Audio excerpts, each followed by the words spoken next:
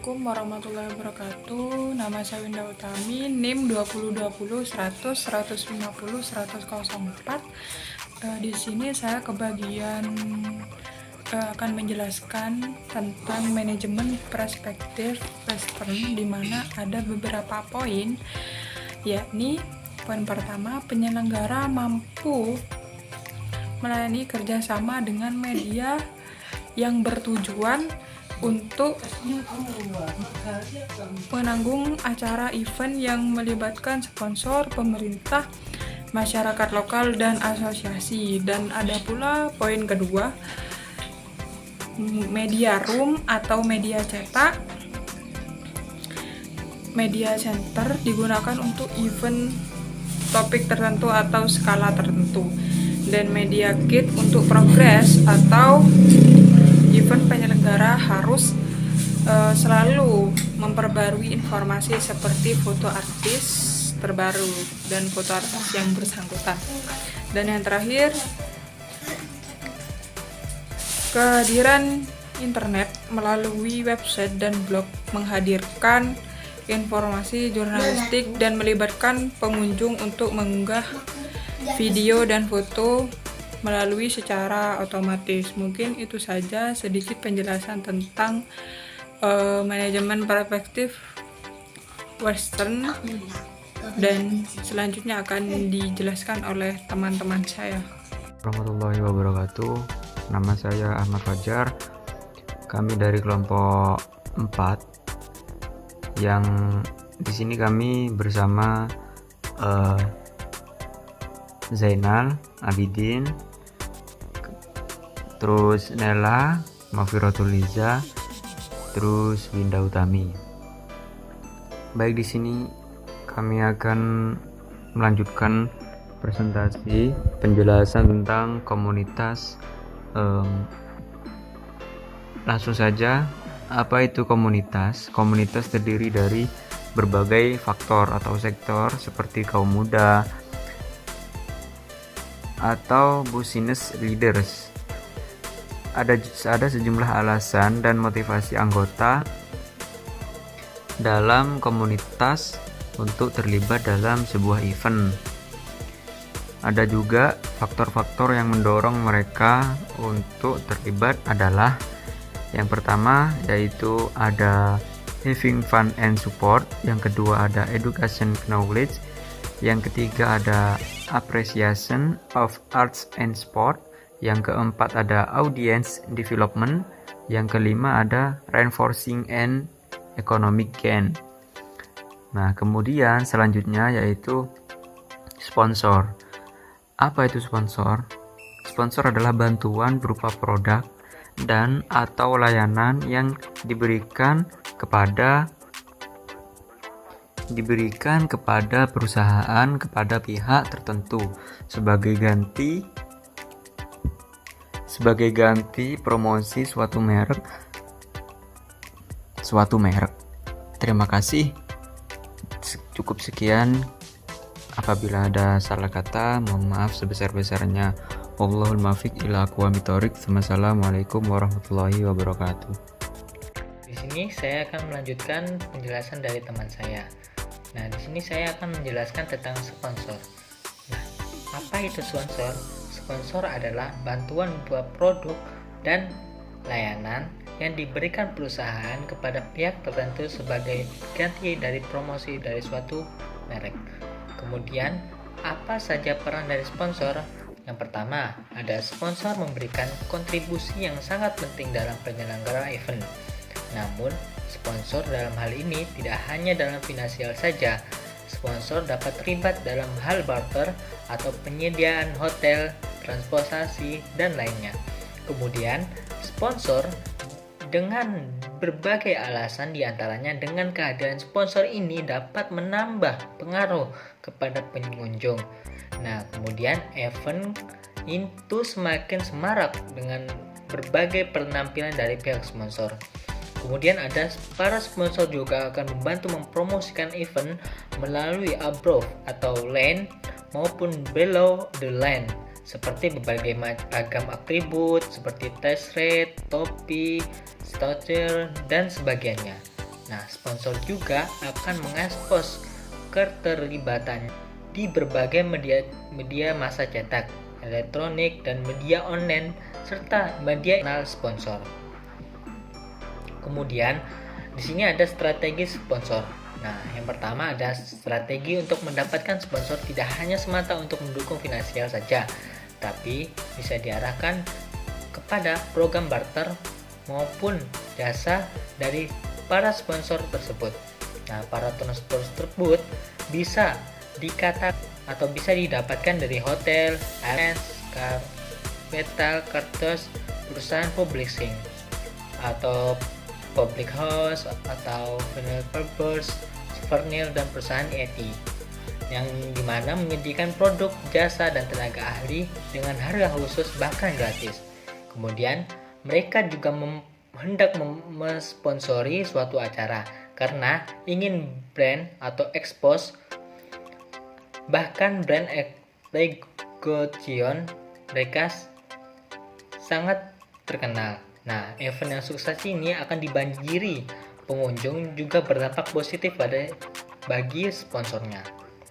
Kemudian ada sponsor juga yang dapat jumlah batasi sesuai dengan yang kita butuhkan. Nah, sebuah event atau sponsor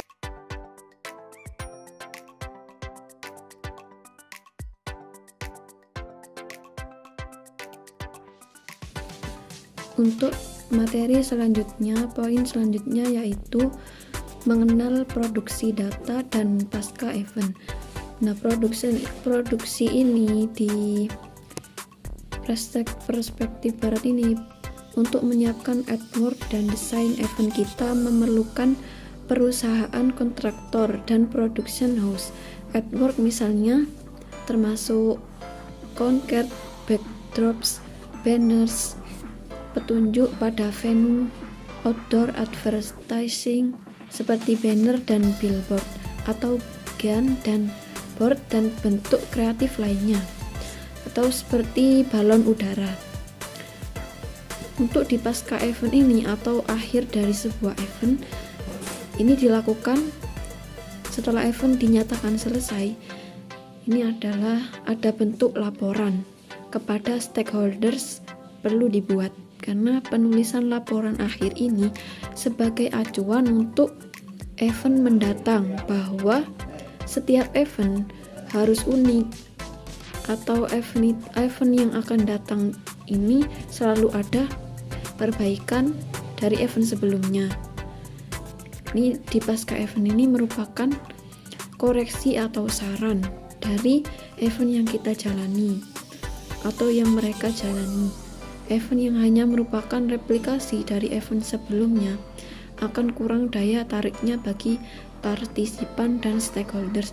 Jadi tujuannya pasca event ini adalah untuk mengetahui di mana kesalahan kita di dalam mengadakan sebuah event dan menyelenggarakan sebuah event tersebut dari awal sampai akhir.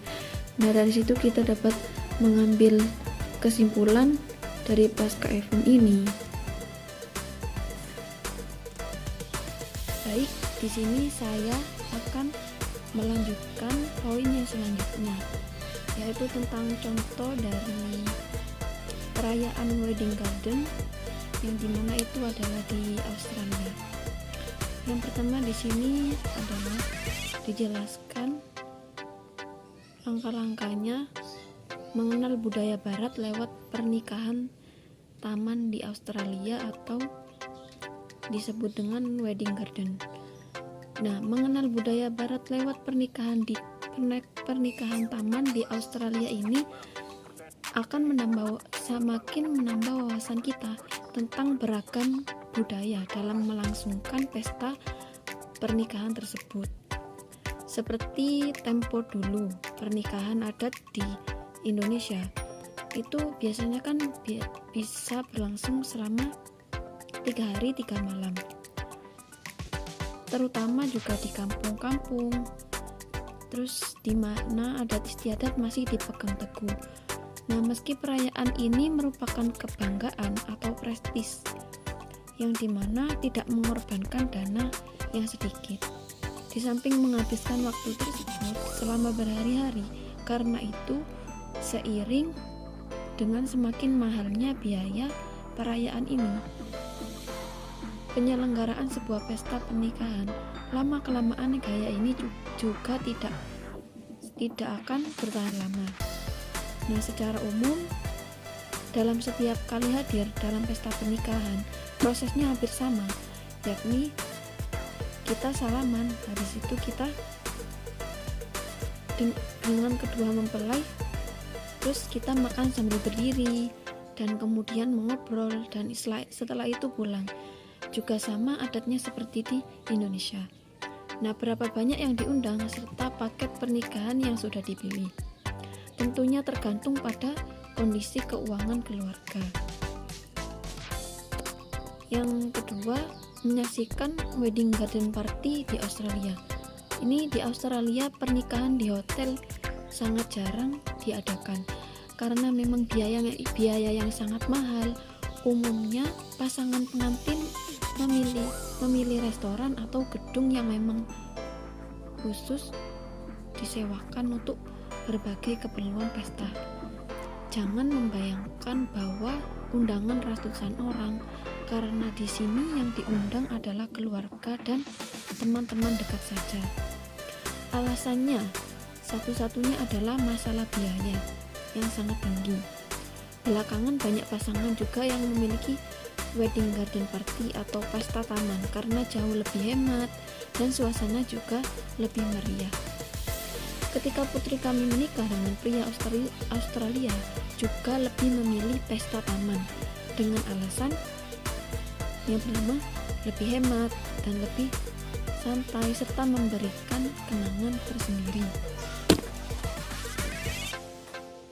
Tidak hanya bagi kedua pasangan pengantin, tetapi juga bagi para undangan. Untuk pengaturan di lapangan diserahkan kepada semua tim I.O. yang akan mempersiapkan segalanya, dimulai dari persiapan tenda, kursi tamu, catering, penerima tamu, dan dekorasi seadanya. Biaya yang sederhana adalah satu paket wedding garden party senilai $5.000 dengan undangan maksimal 50 orang. Nah, jadi pukul rata $100. Itu pun minuman wine masih dibawa masing-masing tamu yang datang untuk diseringkan dalam jamuan makan malam di taman. Jadi pada setiap lembaran undangan dicantumkan kata BYO, bawa botol sendiri. Itu artinya ya. Nah, yang ketiga yaitu pendeta ini datang ke taman. Ini juga mirip tradisi di sebuah kota Las Vegas. Di sini pendeta atau pastornya hadir di taman dengan memberikan penjelasan singkat di hadapan para saksi dan kemudian menyelesaikan kedua mempelai. Proses pemberkatan ini hanya berlangsung selama kurang lebih 10 menit saja dan kemudian ditambah dengan khutbah singkat beberapa menit. Total keseluruhan proses pembuatan tidak lebih dari setengah jam. Memang ya kalah cepat dengan di Las Vegas yang hanya memakan waktu kurang dari 10 menit. Kemudian pendeta dan pastor ini pamitan dan pesta pun dimulai. Tanpa win, bukan pesta namanya. Di sini pesta dan win tidak dapat dipisahkan. Tanpa win atau whiskey, bukan pesta namanya. Kedua mempelai berjalan berkeliling dari baju ke meja untuk bersulang merayakan hari kebahagiaan mereka. Setiap kali bersulang itu diikuti dengan minum win. Seteguk pada tegukan awal tidak menjadi masalah, namun setelah beberapa kali bersulang mengikuti pasangan ini, kepala serasa memutar. Kemudian saya siasati dengan mengganti wine dengan air teh. Yang dalam keremangan senja tidak ada yang bisa membedakan antara warna wine dengan air. maka selamatlah saya. Yang terakhir yaitu tidak ada nyamuk di taman, karena di sini ketika ada wedding garden party yang diselenggarakan, kebersihan taman itu selalu terjaga. Saat pesta berlangsung, tidak ada kotoran seekor nyamuk pun yang mengganggu dengan gigitannya. Nah, lampu-lampu taman yang selalu berwarna-warni ternyata memang mampu menciptakan suasana yang romantis. Hal ini juga tidak hanya dirasakan oleh pasangan, tetapi juga para undangan dan di saat melangsungkan pernikahannya. Tapi juga mampu membuat para pasangan merasa muda kembali. Tidak salah banyak pasangan memilih wedding garden party karena selain hemat dana juga sekaligus sangat romantis. Kira-kira jam 9 malam berarti 4 jam sudah acara berlangsung. Panitia sekali lagi memikirkan berterima kasih dan kemudian tamu berpamitan dan bersalaman dengan kedua mempelai dan orang tua kedua belah pihak. Nah, mungkin itu langkah-langkah yang saya sebutkan atau sebuah contoh budaya barat dalam perayaan wedding garden party di negara Australia. Mungkin itu saja yang dapat saya sampaikan. Kurang dan lebihnya saya mohon maaf. Terima kasih. Wassalamualaikum warahmatullahi wabarakatuh.